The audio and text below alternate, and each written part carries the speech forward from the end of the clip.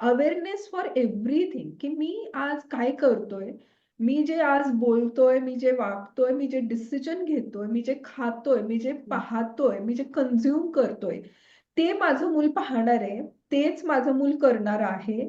तर ते मला करायचं आहे का? मला चालेल का हे माझ्या मुलाने केलं तर? हं, मग त्याने ते केलेलं चालणार असेल, तर त्यासाठी मला आत्ता माझ्यापासून काय सुरुवात करावी लागेल, हं, की मी ह्या गोष्टी पर्टिक्युलरली केल्या, तर त्या माझं मूल अडॉप्ट करणार आहे. तर ही जी हं. समज आहे, हा अवेअरनेस आहे, माझी प्रत्येक हालचाल अनकॉन्शियसली कोणीतरी लर्न करतंय कोणीतरी आणि टिपताय.